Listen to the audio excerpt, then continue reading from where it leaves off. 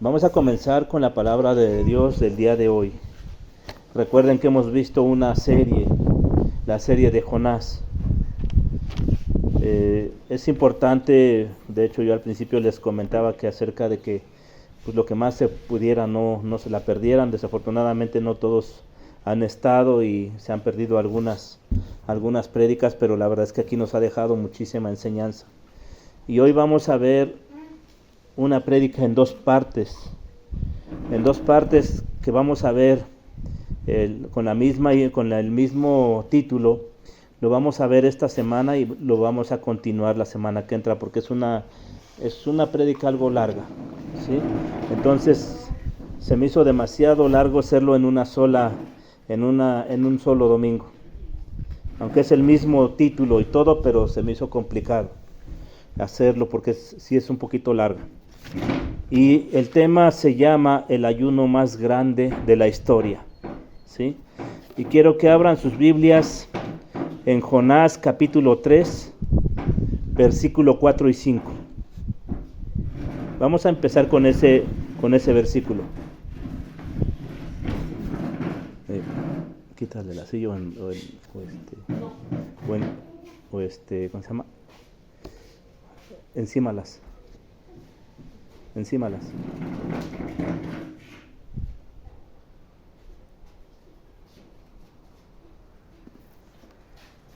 Es Jonás capítulo 3, versículos 4 y 5. Y dice así: Jonás comenzó a recorrer la ciudad camino de un día y proclamaba diciendo: dentro de 40 días Nínive será arrasada. Y los habitantes de Nínive creyeron en Dios y proclamaron ayuno y se vistieron de cilicio, desde el mayor hasta el menor de ellos. Vamos a orar. Padre, en esta hora, Señor, te doy gracias, Señor, por esta palabra. Bendito eres por siempre, Señor. Yo sé, Señor, que esta palabra nos va a dejar mucha enseñanza, Padre. Tú me has hablado fuerte, Señor, en esta palabra, Señor. Y yo sé que vas a hablar, Señor, a la iglesia, Señor. Yo sé que este mensaje es fuerte, Padre, pero sé que este mensaje llegará hasta nuestros corazones como ha llegado al mío, Señor. Te doy muchas gracias, bendito Dios, por esta palabra, Señor, porque es tu palabra, Señor, no es la mía, Señor. Te doy gracias, Señor, por tu enseñanza, te doy gracias por tu instrucción, te doy gracias, Señor, por tu amor, tu misericordia, Señor, porque estamos aquí, Señor. En el nombre de Jesús, Señor, pongo estas prédicas, Señor, esta palabra, Señor, en las manos de tu Espíritu, Señor, y que el Espíritu Santo sea, Señor, el que nos guíe, Señor, en este día, Señor. Te damos gracias, bendito Dios, en el nombre de Jesús. Amén y amén. Ok, llegamos al capítulo 3 de un libro que, a pesar de ser muy corto, nos ha dejado muchas enseñanzas para nuestra vida. Hemos visto la historia de Jonás, un profeta de Dios que se rebela y desobedece a Dios. Y hemos visto cómo Dios trata con la vida de Jonás. Vimos cómo con el trato que Dios tuvo con él, nos encontramos aquí con Jonás arrepentido, dispuesto a llevar a cabo la orden y el mandato de Dios, ¿sí? Que era alcanzar una nación violenta, sanguinaria, pecadora, que Jonás no pensaba que merecía salvación, ¿sí? Pero Dios quería extender su gracia a esos lugares. Recuerden que Dios, en su promesa a Abraham, su deseo es que no solo tendría salvación de un pueblo, sino que en él serían benditas todas las naciones, ¿sí? Nínive estaba incluida en el plan de Dios. Jonás no quería, pero Dios sí. Y al final lo que prevalece es la voluntad de Dios. Hoy vamos a ver una palabra que es muy importante, que se menciona mucho, y a pesar de que el título de esta prédica es el ayuno más grande de la historia, porque hizo un gran ayuno en esa ciudad.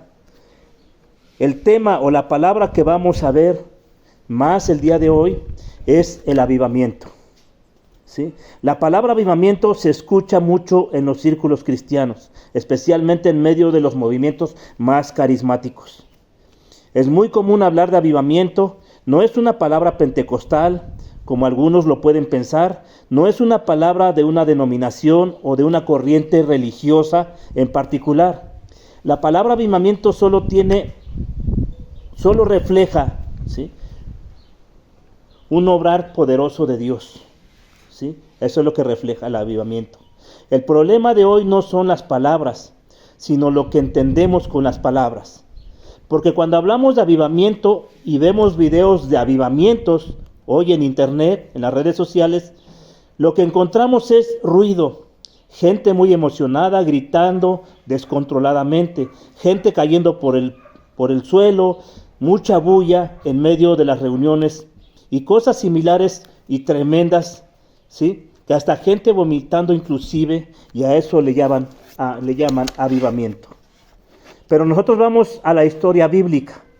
La historia de la iglesia a lo largo de los años, vemos que un avivamiento no está relacionado con emociones descontroladas, ni gente por el suelo o con mucho ruido y escándalo.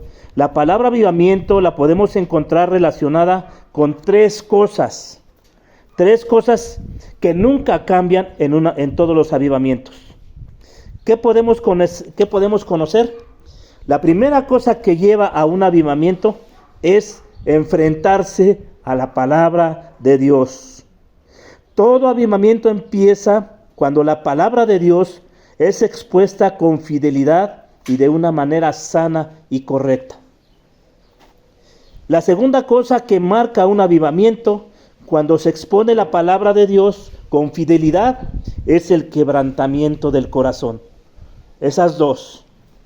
Los avivamientos tienen por costumbre mostrar un arrepentimiento genuino en todas las personas que Dios las está alcanzando en ese avivamiento, ¿sí? Dios trabaja con los corazones a través de su palabra, quebrantando un pueblo, una ciudad, una nación. El quebranto del corazón, el arrepentimiento, es la segunda marca de un avivamiento genuino. Y la tercera marca es una respuesta a eso, ¿sí?, en una vida de santidad. Una respuesta a todo lo que ha pasado en obediencia al Señor. Así que si hay ruido y no hay palabra, gente rueda, grita, se desenfrena, pero la Biblia no es expuesta con fidelidad, no es avivamiento. Si gente habla cosas extrañas, balbucea, se cae al piso y hace cosas extrañas y luego la vida sigue igual, no es avivamiento. Ruido, desenfreno, caos, no es avivamiento. Cuando nosotros miramos Pentecostés, hay conversión después de la predicación. Estamos hablando de la venida del Espíritu Santo, ¿sí?, la llegada del Espíritu Santo, ¿sí? Miramos Pentecostés, ¿sí?, y ahí hay conversión después de predicación y una vida de obediencia al Señor. Recuerden los primeros cristianos. Cuando nosotros miramos lo que vamos a ver en Nínive, hay predicación, hay conversión y hay obediencia, ¿sí? Cuando vemos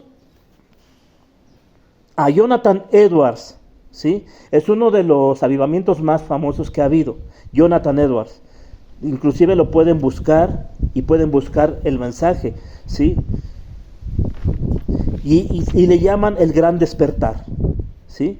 Con el sermón, fíjense, ¿sí?, de pecadores en las manos de un Dios airado. Ese fue su sermón, ¿sí? Hay predicación, hay quebranto y hay respuesta en obediencia. En ese avivamiento. Ha habido otros casos que han pasado en avivamientos a lo largo de la historia, pero esas tres son el fundamento de todo avivamiento, ¿sí? Hoy tengo el deseo que un avivamiento así en las iglesias o en la iglesia, ¿sí?, donde la gente escuche, se convierta, se santifique, y cuando veamos familias reconciliadas, vidas transformadas, ¿sí?, drogadictos abandonando las drogas, borrachos abandonando el alcohol, familias unidas, jóvenes creciendo en obediencia, padres creciendo en amor a sus hijos, matrimonios ejemplares, podemos decir, estamos viendo un avivamiento de parte del Señor, y eso es lo que vamos a ver hoy, ¿sí? Pero antes vamos a ver un poco sobre Jonás. Y lo que vamos a ver de Jonás ahora es casi un avivamiento personal. Y creo que un avivamiento personal o en masa es algo que solo puede hacer una obra sobrenatural del Espíritu Santo. Porque convertir corazones, llevar a la obediencia, crecer en santidad, ningún hombre puede lograrlo. ¿Sí? El carisma puede traer gente. Los espectáculos pueden tener público. Juegos, diversión, música pueden atraer jóvenes. Pero la conversión solamente la puede dar el Señor. ¿Sí? Pero lo que vamos a ver, lo que pasa en el corazón de Jonás, que también se arrepiente y obedece a Dios. Jonás 3, 1 al 3. Vamos a ver Jonás capítulo 3 del 1 al 3.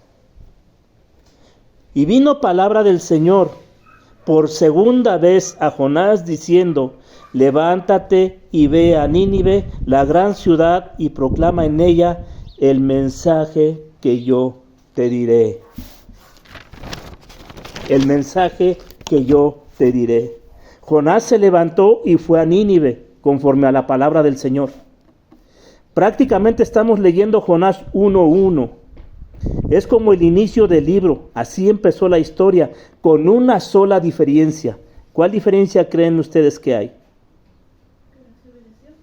No.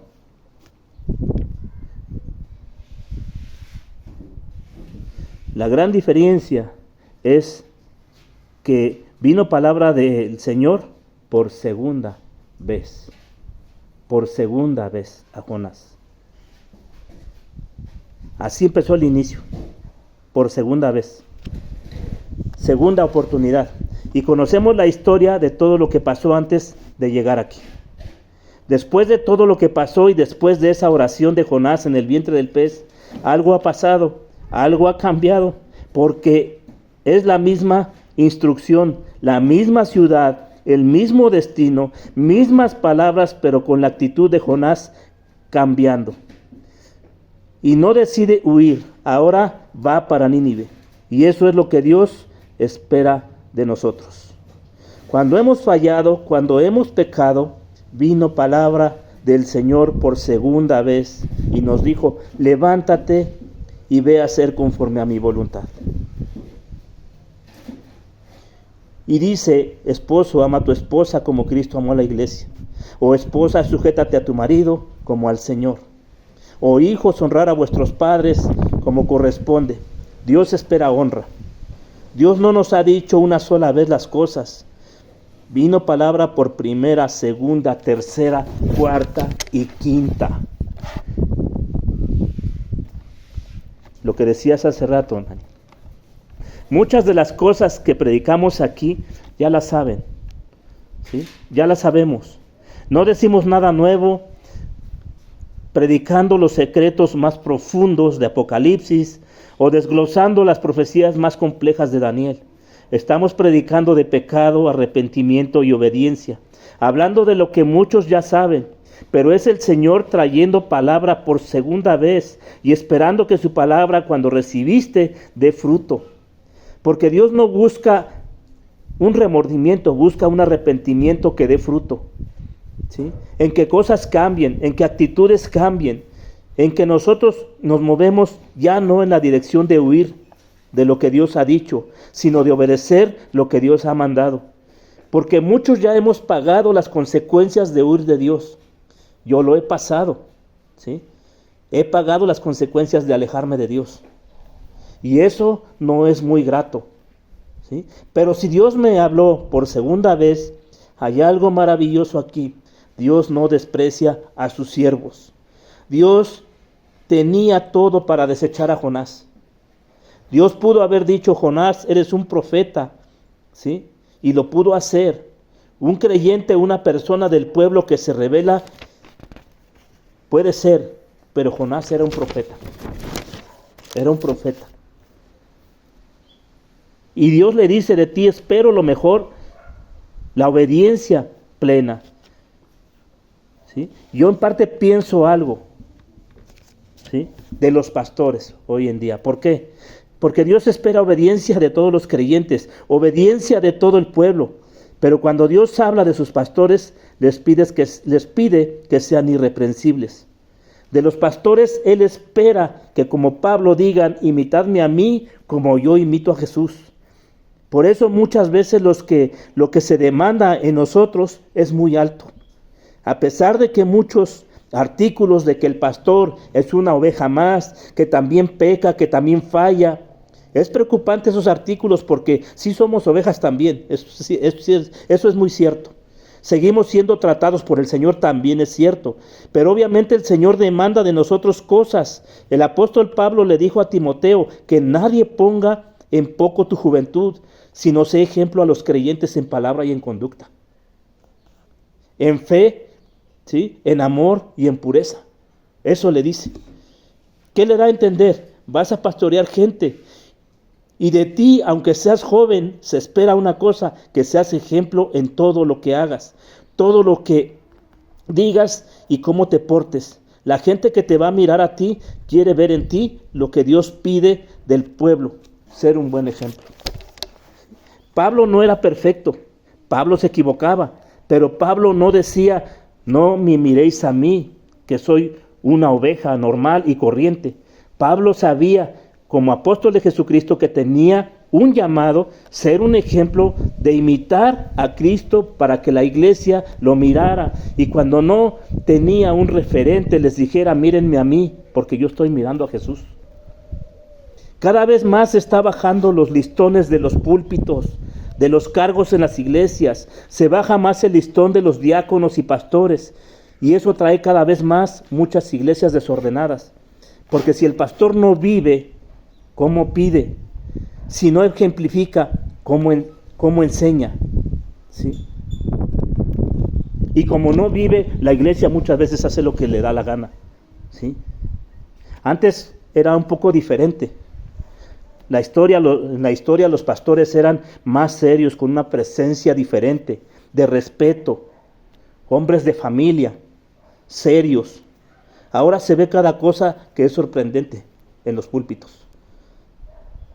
Y a veces yo no entiendo cómo puede haber personas así en los púlpitos. Todo tipo de gente sirviendo, llenos de excusas baratas. Perfectos no, pero irreprensibles sí. Eso sí. Pero a pesar de que nos podemos equivocar, este texto no nos enseña que teniendo todo para desechar a Jonás, le da una oportunidad, no lo desecha.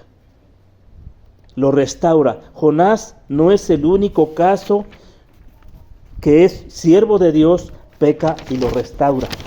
¿Sí? Por ejemplo, David en Samuel 12, 19, 20. Si lo quieren buscar. Segunda de Samuel 12, 19 y 20. Pero viendo David que sus siervos susurraban entre sí, comprendió que el niño había muerto. Y dijo a sus siervos, ¿ha muerto el niño? Y ellos respondieron, ha muerto. Entonces David se levantó del suelo, se lavó, se ungió y se cambió de ropa. Entró en la casa del Señor y adoró. Después vino a su casa. Cuando pidió, le pusieron comida delante y comió. Y la historia no acaba ahí. David no murmura, no reclama, no protesta al Señor. Porque David sabe una cosa, ha pecado contra Dios. Y lo que acaba de pasar es justo, consecuencias de su pecado. Sabemos que no fue la única consecuencia. Y David, con fruto de arrepentimiento, clama y adora al Señor. Y eso es un hombre conforme al corazón de Dios. A veces nosotros murmuramos cuando pasan cosas que son consecuencias de nuestros pecados. Murmuramos, nos quejamos, aprendamos a aceptar la voluntad y el trato del Señor. Clamar y adorar a Dios, cual sea tu situación. Toda desobediencia, pecado, trae consecuencias. Y no es el diablo ni las pruebas, son consecuencias. A veces nos engañamos o nos queremos engañar, ¿sí?, de que son pruebas. Dios también nos prueba, ese es un hecho. Y nos pasa por desiertos para crecer, pero sabemos cuando es así y tu actitud es diferente. Podemos ver que la tormenta para Jonás No fue una prueba. El pez que se lo tragó no fue una prueba. Fueron consecuencias del pecado de Jonás. La muerte del hijo de David, la rebeldía de su familia, el caos de su familia, fueron consecuencias de su pecado. Y en ambos casos lo supieron, aceptaron y corrigieron. Aprendamos a no murmurar, sino agachar la cabeza, adorar y aceptar lo que merecemos. Es más, merecíamos morir, pero gracias por su gracia y misericordia que estamos aquí. Y no estamos en ese lugar de tormento. Lo importante, Dios disciplina y restaura. Otro caso que conocemos muy bien, cómo Dios restauró a Pedro. Después de aquel día donde Pedro lloró amargamente, ya no fue el mismo. ¿Recuerdan cuando Jesús le preguntó 3 veces, Pedro, ¿me amas? Sus respuestas ya no fueron las mismas del Pedro anterior. ¿Sí? ¿Qué le dijo al último? Tú lo sabes todo, sabes que te amo. Cuando Jesús escoge a sus discípulos, no eran los mejores y no los cambió al primer error.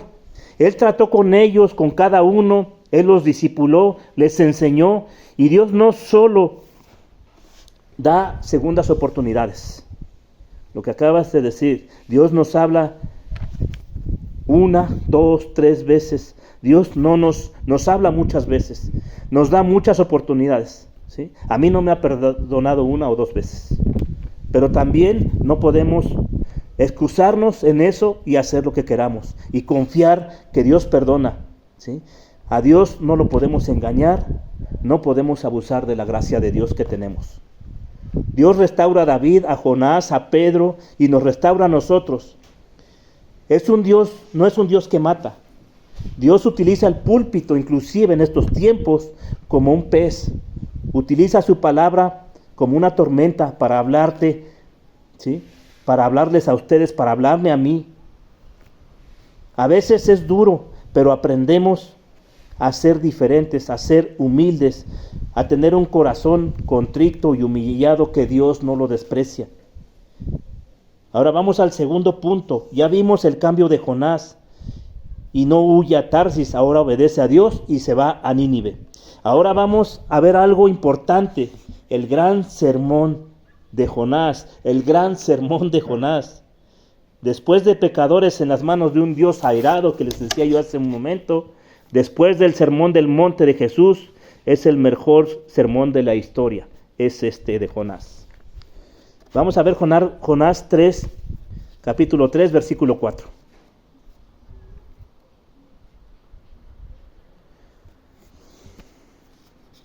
Al final casi del verso 3, dice, Jonás se levantó y fue a Nínive, conforme a la palabra del Señor.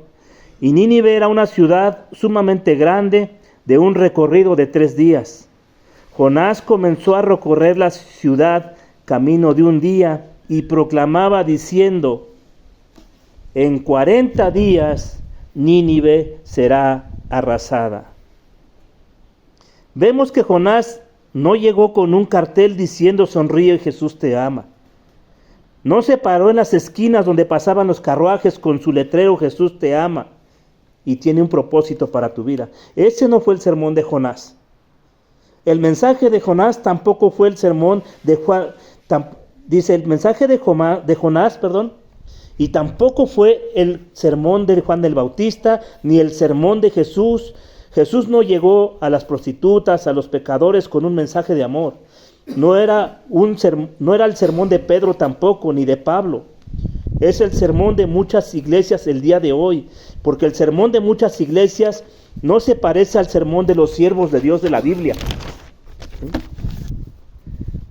Porque llamamos duro a la palabra de Dios y que nadie diga, el pastor es duro, enérgico, ¿sí? A menos que diga algo que no está en la Biblia. Pero si es así, él es duro. Pero si lo que dice está en la Biblia y cae dura la palabra de Dios, entonces el problema no es con el pastor, es con Dios, no con el pastor. Hay que saber diferenciar la dureza con ser bíblico. Entonces, si lo que dice en la palabra el pastor no es duro, ¿sí? Juan Bautista decía, raza de víboras, ¿quién les ha enseñado a huir de la ira venidera? Jonás decía, Nínive en 40 días será destruida. Y no dijeron, son duros. La gente no le cae duro, el pastor le cae duro, Dios. Jonás tenía un mensaje que dar. Nínive será destruida y arrasada en 40 días. Hermanos, nadie habría podido derrotar a Nínive. Contra Nínive nadie podía en ese tiempo. Hablar de Nínive temblaban las piernas de los reyes, temblaban hasta los caballos y los carruajes. Pero Nínive se va a enfrentar al enemigo más grande que pudo haber tenido. El único que no podía detener, al único con que no podía combatir, Nínive se iba a enfrentar al arma más poderosa que existe en el mundo, que ni América, ni Rusia, ni China, nadie puede frenar, que es la palabra de Dios. Porque cuando Dios quiere hacer algo, nadie puede impedirlo. Y tenemos otro ejemplo de otra ciudad fortificada, que nadie pensaba que podía ser derribada, y cayeron los muros. Jericó. ¿Sí? Esto lo encontramos en Josué 6:20. ¿Sí? Ya quieren buscar Josué 6:20. Nínive no podía combatir la palabra de Dios, ni Jericó podía combatir contra la palabra de Dios. Esto nos enseña que nuestras familias que están endurecidos en sus corazones contra Dios, si Dios derribó las murallas de Nínive y de Jericó, Dios con su palabra también puede derribar el corazón de los esposos, padres, hijos, hermanos. Cuando Dios decide cambiar, quebrantar con su palabra, no hay corazón soberbio, endurecido o rebelde que Dios no pueda derribar. Nosotros somos la prueba. No teníamos corazón blando o dócil, obediente a Dios. Él derribó muchas cosas en nuestra vida y aún lo sigue haciendo. Aún lo sigue haciendo. Porque vemos en la palabra de Dios que tuvo que cambiar nuestro corazón, quitar el de piedra y poner uno de carne y darnos su Santo Espíritu para andar en sus caminos. Dios puede derribar cualquier corazón. Solo no podemos perder la esperanza de ver a nuestras familias transformadas. Es duro para nosotros, pero nosotros no llegamos al corazón de ellos. Si Jonás hubiera querido, fíjense esto bien importante, si Jonás hubiera querido convertir a Nínive, su cabeza hubiera terminado en una estaca, que es lo que acostumbraba Nínive a hacer con sus enemigos. ¿Sí? Porque el mensaje no fue de Jonás. Jonás no sabía lo que Dios le iba a decir para que proclamara. Pero en este caso no dependía de Jonás, dependía de Dios. ¿Sí? Yo no sé con Jonás si hubiera decidido por él mismo qué les hubiera dicho. Y si les hubiera dicho, quizás ni le hubieran hecho caso, o como les dije, hubiera terminado su cabeza clavada en una estaca. Si nuestros conocidos, amigos, familias dependieran de nosotros, mejor nos desistimos. Porque realmente de esto depende de Dios. Para Dios todo es posible. ¿Sí? Dios obra y no pide permiso. Podemos ver esto también. Dios no le pregunta a Nínive si le parecía bien que mandara a Jonás para escucharlo. ¿Sí? ¿O qué hubiera pasado si le pide permiso? ¿Cuál sería su respuesta o cuál hubiera sido la tuya? Hemos visto el mensaje de Jonás, algo muy sencillo. En 40 días Nínive será arrasada. Lo primero que vemos es que no hay arrepentimiento y no hay aviso de juicio. Aquí no hay aviso. No hay arrepentimiento, sino hay aviso de juicio más bien. ¿Sí? Lo que Jonás lleva es casi una amenaza. El mensaje de Jonás solo lleva juicio. No hubo llamado de arrepentimiento. Era solo juicio. Nínive será arrasada. Originalmente era Nínive por tu desobediencia, por tu maldad, por tu iniquidad. Así eran los mensajes de los profetas. Se esperaba una respuesta a ese mensaje. Veamos por decir a Isaías 13:11. Isaías 13:11. Dice así: castigaré al mundo por su maldad, a los impíos por su iniquidad. También pondré fin a la arrogancia de los soberbios y abatiré la altivez de los despiadados. ¿Ven este mensaje? voy a castigar a los altivos, a los soberbios. Ahora vamos a Jeremías 21:14. ¿Sí? En su mensaje movido por Dios. Yo castigaré conforme al fruto de vuestras obras, declara el Señor, y prenderé fuego en sus bosques que consumirá todos sus alrededores. Este era el mensaje de los profetas. No había habido arrepentimiento en la Biblia sin un mensaje de juicio. Todos los mensajes de arrepentimiento llevaban juicio, todos. Entonces, ¿por qué muchos dicen que los profetas eran duros cuando llegó Jesús? ¿Qué imagen nosotros podemos tener de Jesús? Del que salva a la adúltera y le dice vete y vuelve a hacer todo lo que estabas haciendo. ¿Sí? ¿Qué le dice? Ve y no peques más. Al mismo tiempo les hace ver la condición de los que pensaban apedrearla. Se dieron cuenta que eran pecadores, les hizo entender que eran pecadores. O sea, su mensaje no era de amor. Sí la salvó, sí, pero dice vete y no peques más. Jesús no fue blando en su predicación cuando llamó hijos del diablo a algunas personas. ¿Sí? En Lucas 13:3, estas son las palabras de Jesús. Lucas 13:3 al 5. Os digo que no, al contrario, si no os arrepentís, todos pereceréis.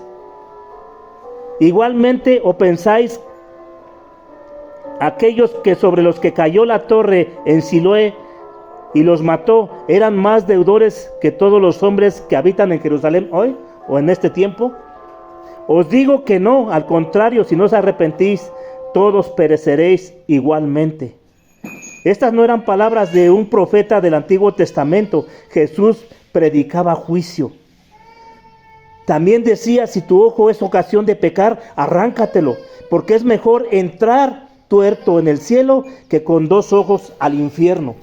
¿Sí? Dios no hablaba mensajes así. Ese era el mensaje de Jesús. El mensaje de los profetas llevaba juicio. El mensaje de Jesús llevaba juicio. El mensaje de los apóstoles en Hechos 3:19, el mensaje de los apóstoles también llevaba juicio. Por tanto, arrepentíos y convertíos para que vuestros pecados sean borrados, a fin de que tiempos de refrigerio vengan de la presencia del Señor. ¿Por qué el mensaje de todos llevan juicio? Porque ¿de qué se van a arrepentir si no se habla de juicio? Si no hay salvación, sin arrepentimiento no hay. ¿Sí? Salvación sin arrepentimiento y no hay arrepentimiento sin juicio. ¿Sí? ¿Sobre de qué? ¿Sobre de qué no hay arrepentimiento sin juicio? ¿Sobre de qué? Sobre del pecado. La gente debe saber que ha ofendido a Dios, que peca contra Dios y que Dios un día juzgará eso y que serán juzgados y condenados por toda la eternidad.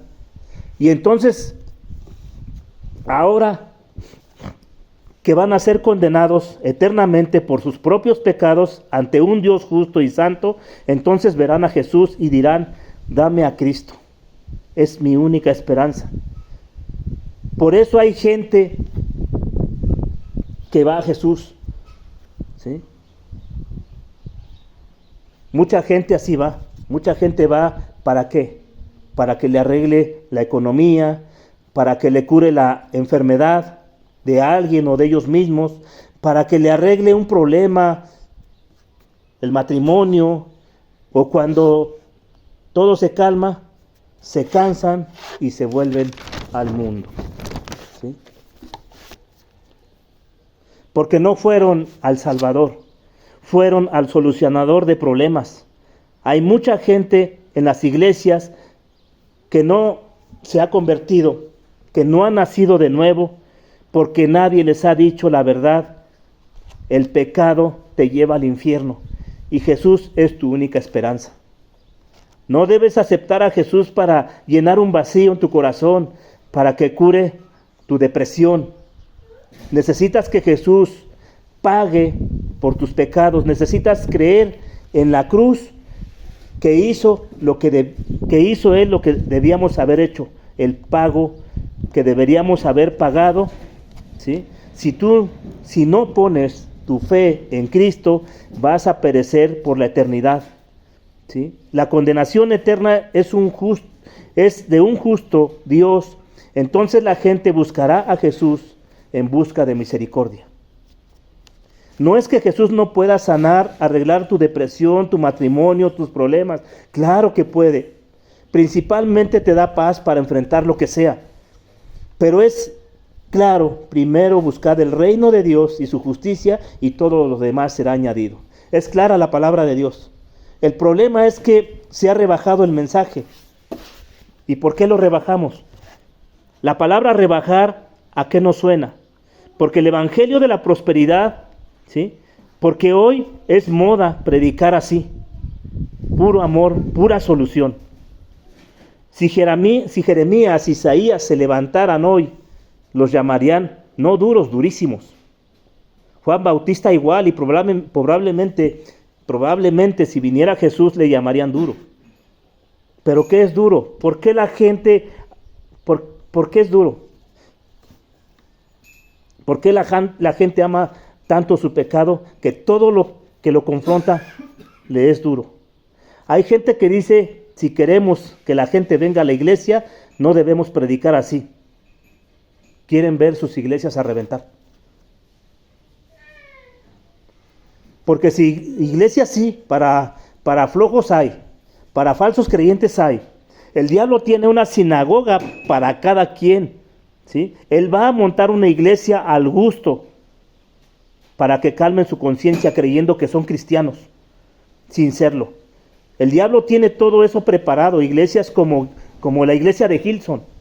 No sé si han escuchado de esa iglesia. Son fruto de un anzuelo satánico. Una iglesia que se expandió, que inició en Australia y se expandió por todo el mundo, envuelta en escándalos, problemas de todo tipo, de doctrina sobre todo principalmente, doctrina errónea. Les llaman hippies evangélicos. Paz por todos lados, Dios te quiere tal como eres, ¿sí? Listo, ya estás listo. Estás bien con Dios. El Señor dirá, nunca os conocí. Nunca hubo arrepentimiento de pecados, no hubo conversión en el corazón. La misma persona que los domingos iba a la iglesia, ¿sí?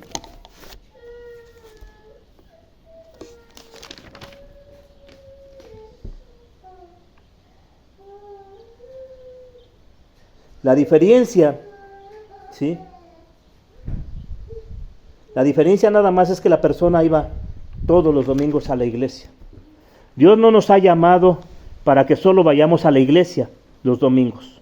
Dios quiere que nos arrepintamos sabiendo que solo en Él, solamente en Jesús, hay salvación. Por eso la gente dice que las iglesias están llenas de hipócritas. Así dice la gente.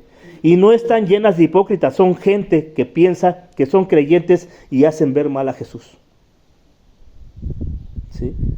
Y hacen quedar o ver mal a Jesús. Los mensajes aquí, los mensajes que se dan aquí, trae juicio en algunas veces, como hoy. Pero ustedes vienen aquí cada domingo y siguen viniendo. ¿Por qué? Porque es el Espíritu Santo, ¿sí?, que toca los corazones, que te dice que la enseñanza está bien. La convicción que viene de Dios, ¿sí?, que se citan en las Escrituras. Hoy en día ya no creen mucho en el poder del Espíritu Santo para convertir, ¿sí?, con la palabra de Dios. Hoy en día a veces se tiene que utilizar música de fondo, bajar las luces para que Dios obre. Pero les digo una cosa, lo único que confronta y que cambia es la palabra de Dios. Eso es lo que hace el poder del Espíritu Santo. Ese es el poder del Espíritu Santo. Lo segundo que vemos en el mensaje de Jonás es que nuestro llamado es a ser fieles al mensaje. En 40 días Nínive será arrasada. Vean este mensaje, la efectividad del mensaje, ¿sí? Y la efectividad del mensaje no depende de las muchas horas de estudio y preparación. ¿Sí? Y no quiere decir que no sea bueno prepararse y estudiar. Porque aquí lo importante es que el mensaje impacte los corazones y no depende de las horas que se lleve prepararlo. No depende del predicador o de la prédica corta para que no se aburran, o lo largo pensando que entre más largo se convierte más la gente. Depende de ser fieles a la palabra de Dios, de eso depende. Dios le dijo a Jonás: ve y pregonas estas palabras, no le quites ni le pongas, y no le quitó ni le puso, solo dio las palabras que le fueron dadas. Un mensaje de segundos, ¿sí? Convirtió, fíjense nada más, un mensaje de segundos. ¿Cuántos segundos te lleva hablar 6 palabras? Convirtió a un aproximadamente de 120,000 habitantes con 6 palabras. Si la próxima semana yo les digo, tu casa va a ser arrasada, vamos a ver qué pasa. ¿Sí? No se trata del tiempo o la elocuencia de hacer más show, espectáculos, chistes para captar más tu atención. Se trata de ser fieles a la palabra de Dios. Solo basta ver lo que ocasionaron palabras que Dios le dijo a Jonás que pregonara. 6 palabras. Y ojo con las palabras, ¿de quién venían? No eran palabras de Jonás. ¿Qué dice el texto? Vino palabra del Señor a Jonás. Esa es una de las razones por las cuales en mi mente no está, yo creo, referente a la palabra de Dios. Por eso mi afán de creer lo que está escrito en su palabra. Esa es la razón. Porque ¿quién es el que da la palabra? ¿Quién es el que convierte? Dios.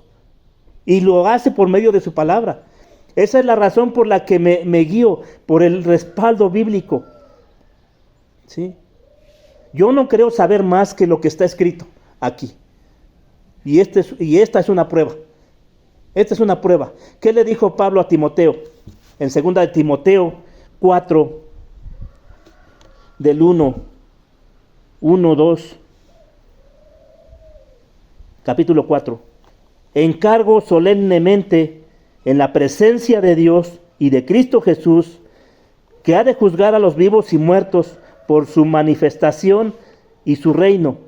Predica la palabra, inste a tiempo y fuera de tiempo, redarguye, reprende, exhorta con mucha paciencia e instrucción. Pablo decía, va a haber tiempos que la gente va a querer cuentos y fábulas, y la palabra sí lo dice. No va a soportar la sana doctrina, va a tener comezón de oír. Cosas a su gusto, cómico, show, prosperidad. Hay muchos de esos hoy en día. Muchos pastores de esos hoy en día, con show, con prosperidad, con todo eso. ¿Sí? Hay variado y al gusto en este tiempo. Le dice a Timoteo, predica la palabra, cita la escritura, eso es todo. ¿Sí? Y dejar que Dios obre. Porque las cabras se quieren entretener, las ovejas tienen hambre de pasto, y vale la pena comer la palabra de Dios. No somos llamados a improvisar o a decir yo creo. Mi desafío como predicador es predicar cada palabra que se encuentra en la Biblia y explicarla. Nada más. Si acabamos Jonás, seguimos con más y más para seguir aprendiendo, para seguir creciendo, pero solo a través de la palabra. Y hasta que Dios me lo permita o nos dé la fuerza y salud y sabiduría del Espíritu Santo, hasta todo ese tiempo así va a ser. Hay gente que está en las iglesias que cosas no están bien. Yo de hecho he platicado con algunas personas así y saben que no está bien, pero muchas de ellas a veces dicen, pues yo agarro lo bueno y desecho lo malo. Y no es así. ¿Sí? Es como si pagaras una comida de 500 pesos y solo te comes una parte porque lo demás no te gusta. Y lo demás lo desechas o lo vas y lo tiras a la basura. ¿Sí? Entonces, es algo así. En la iglesia estamos para recibir palabra sustentada con las escrituras. Mi deber es leerla y explicarla. Decir, el Señor dice, no el pastor. No son sueños ni son visiones. ¿Por qué? Porque en Ezequiel 13:7, no sé si lo quieras buscar, 13:7 en Ezequiel. A ver si me lo puedes leer, por favor. 13:7. Ese no lo tengo.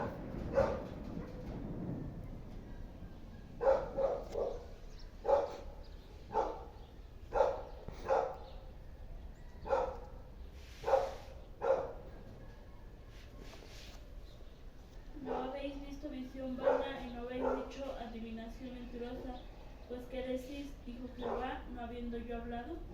Así es. El mayor problema en el Antiguo Testamento de Dios eran los falsos profetas, que se levantaban a declarar de parte de Dios lo que Dios no había dicho.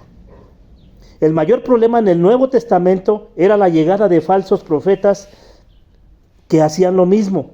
Y el mayor problema en nuestros tiempos sigue siendo ese. Sigue siendo ese. No debemos cambiar el mensaje. Debemos ser fieles a la palabra de Dios. Es todo lo que necesitamos, porque la palabra es suficiente. ¿Sí? Los tiempos pasarán, las cosas pasarán, pero su palabra permanecerá para siempre. Esto es bien importante. Y no sé si haya quedado bien claro acerca del mensaje de Jonás. Fue de parte de Dios. ¿Sí? Y cuando viene de parte de Dios, y vino de parte de Dios, y era la voluntad de Dios, ¿qué fue lo que sucedió con Nínive? ¿Sí? Esto lo vamos a ver la próxima semana, el desenlace, ¿sí?, de esta predicación. La vamos a ver la próxima semana. ¿Sí? El gran avivamiento o el ayuno más grande de la historia. Esta es la palabra en el día de hoy.